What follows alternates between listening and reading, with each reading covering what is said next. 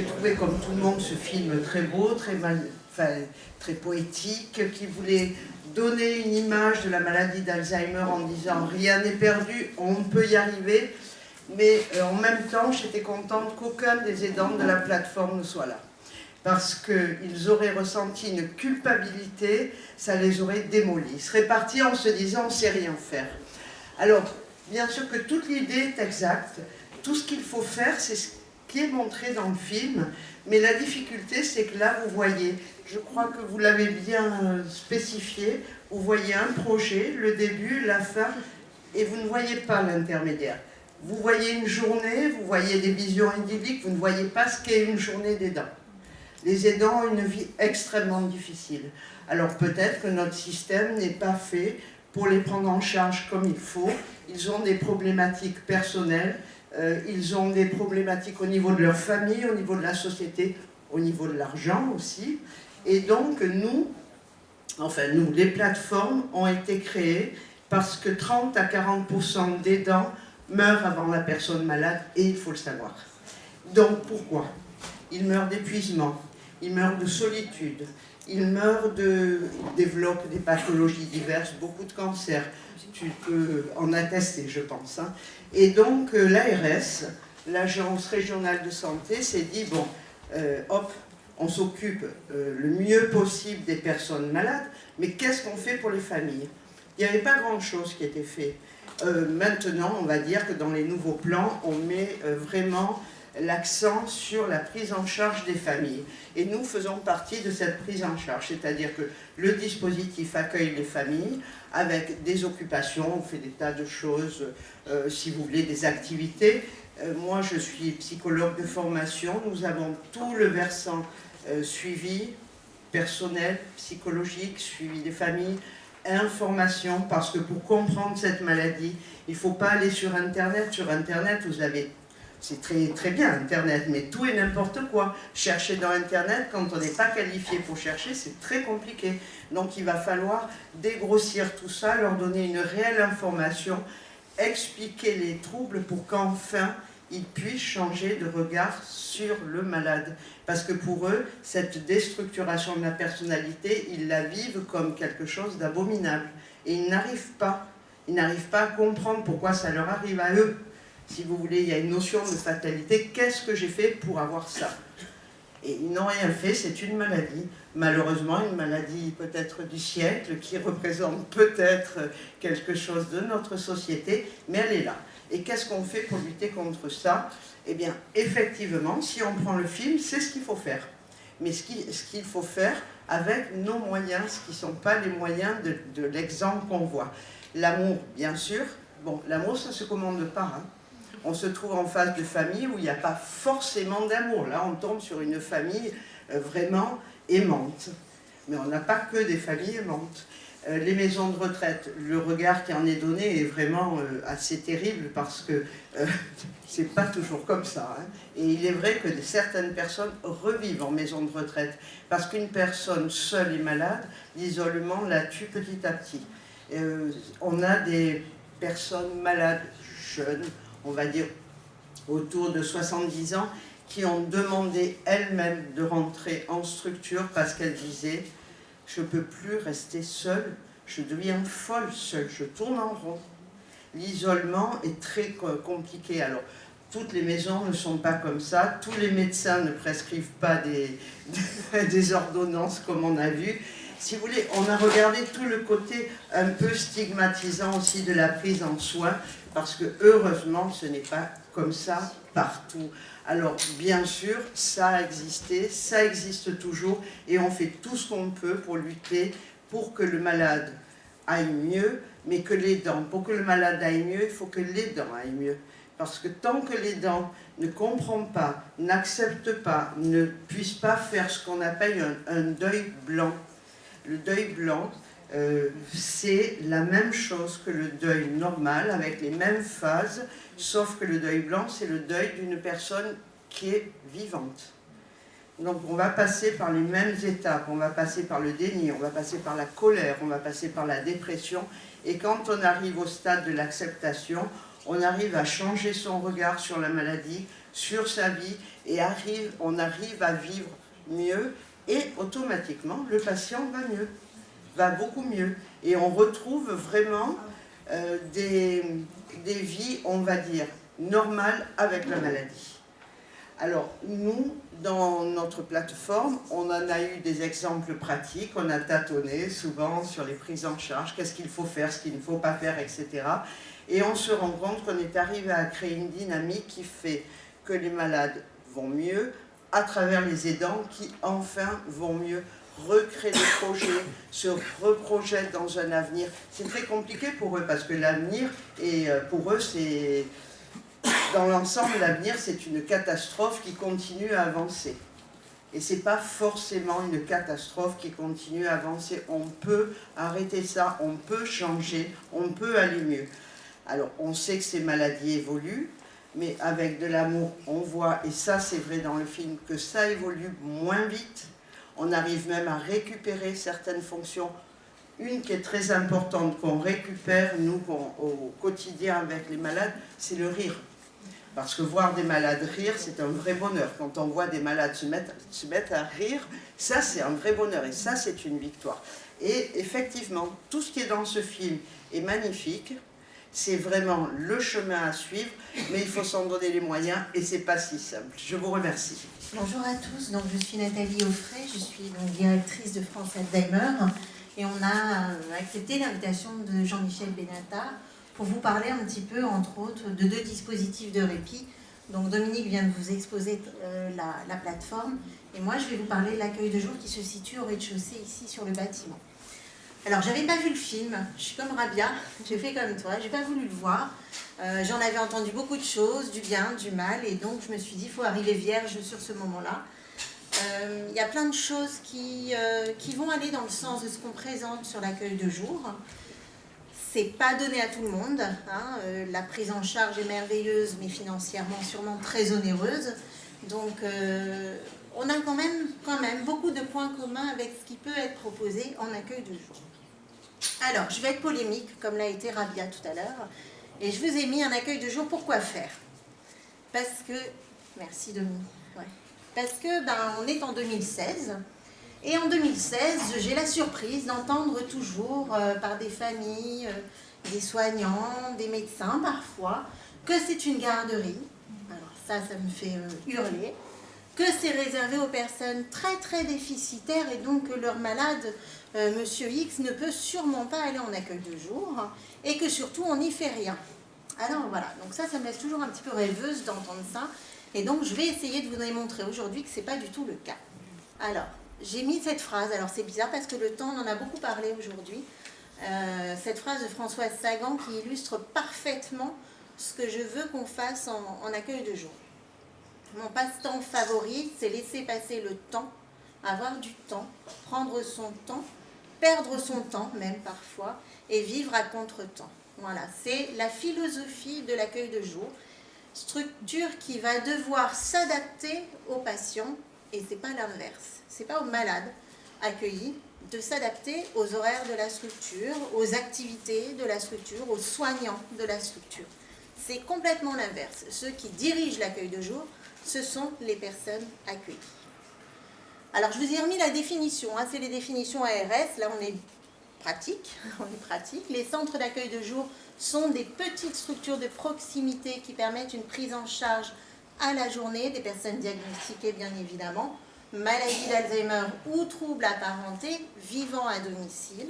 Il s'agit de structures non médicalisées qui accueillent les personnes une à plusieurs fois par semaine.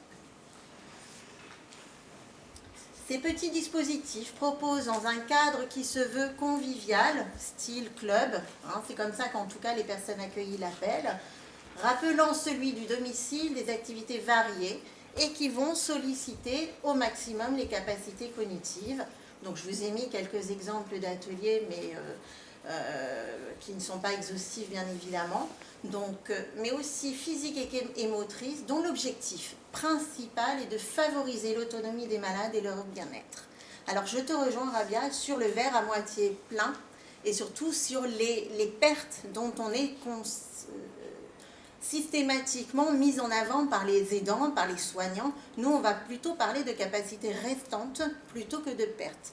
On parlait tout à l'heure, M. Benatar, aussi de l'image et de la déstigmatisation de la maladie.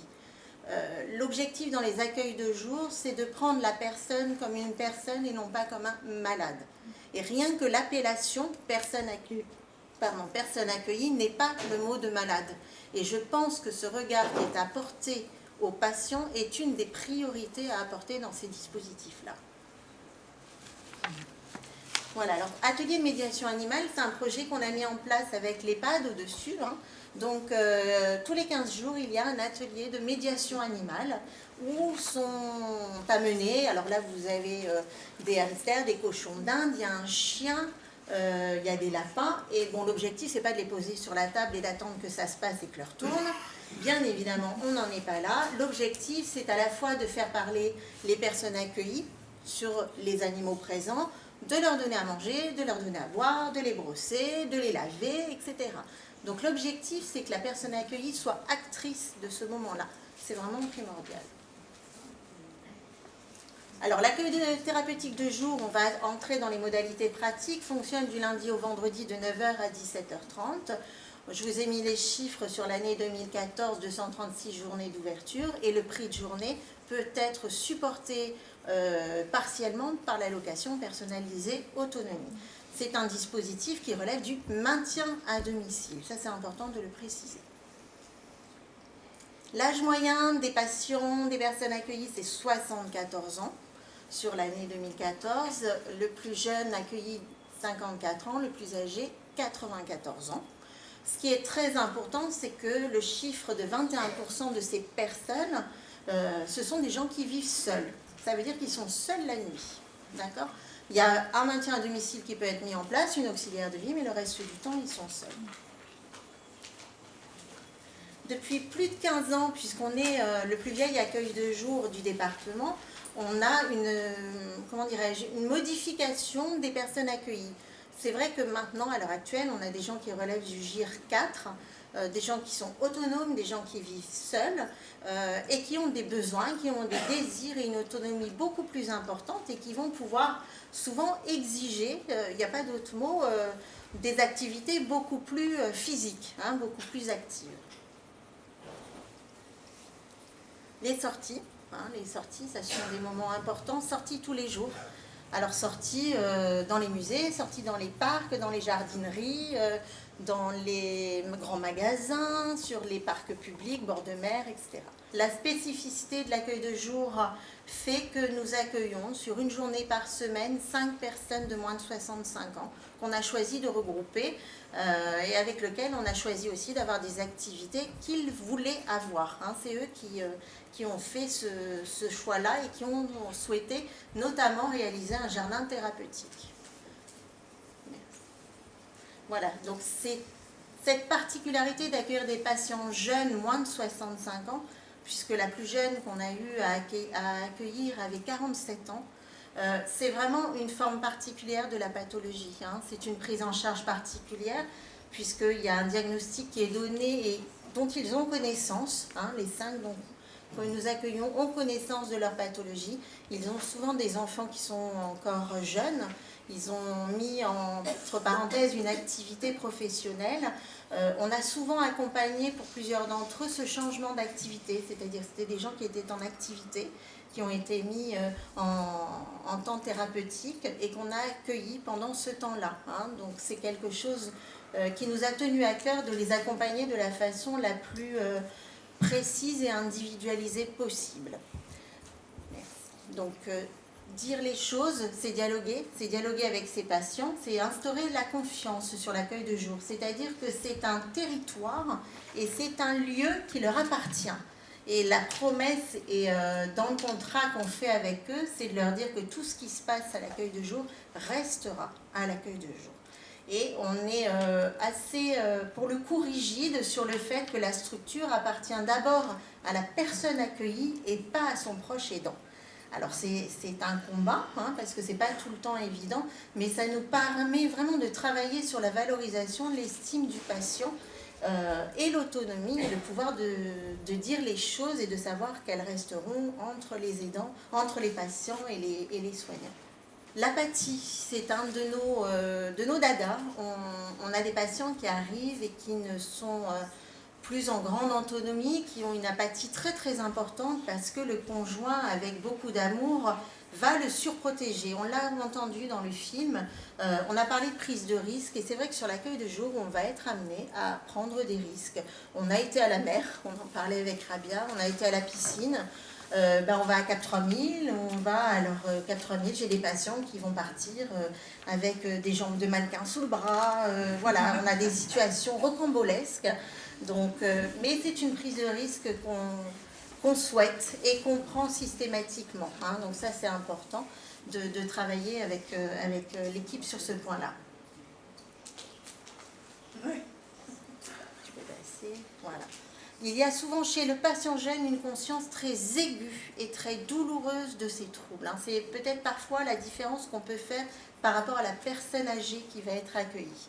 Le patient jeune va venir parler de ses difficultés, alors que la personne âgée va dire, va banaliser, c'est normal, c'est l'âge, alors que la personne jeune va vraiment avoir besoin d'être soutenue psychologiquement dans cette période difficile de sa vie. Donc je vous l'ai dit, une prise en charge très particulière parce qu'il faut prendre en compte les enfants, les adolescents bien souvent qui sont en situation scolaire. Donc c'est vrai qu'on a été amené à faire des suivis psychologiques en individuel avec les enfants par exemple. On a essayé d'orienter sur les plateformes de répit, mais l'aidant est souvent lui-même en activité et ne peut cesser son activité. Donc on essaye de trouver des dispositifs comme accueillir la personne jeune 5 jours par semaine pour permettre à l'aidant de poursuivre son activité. Hein. Donc c'est des dispositifs un peu particuliers qu'on arrive à mettre en place. Lorsqu'on a rencontré M. Benatar, on a vraiment échangé sur l'idée que tout ce qui allait être proposé à la personne accueillie était dans le but de valoriser. On le voit bien hein, dans le film, ils accompagnent beaucoup sur le plan de la peinture par exemple, sur la musique. C'est quelque chose aussi sur lequel on va énormément travailler puisque des ateliers sont proposés à la fois par des ergothérapeutes, par des musicothérapeutes dans l'objectif de vraiment favoriser la créativité. Alors il ne s'agit pas d'une écoute passive, par exemple par la musicothérapeute, mais elle vient avec tout son matériel, donc elle vient avec son violon, son violoncelle, les cymbales, on a une batterie, et elle va leur mettre entre les mains tout ce matériel-là. Donc c'est vraiment le patient qui va être acteur. Alors j'ai des fois des frissons quand elle leur donne son violoncelle ou son violon, parce que je me dis on est bien assuré ou pas, parce qu'ils jouent du violon.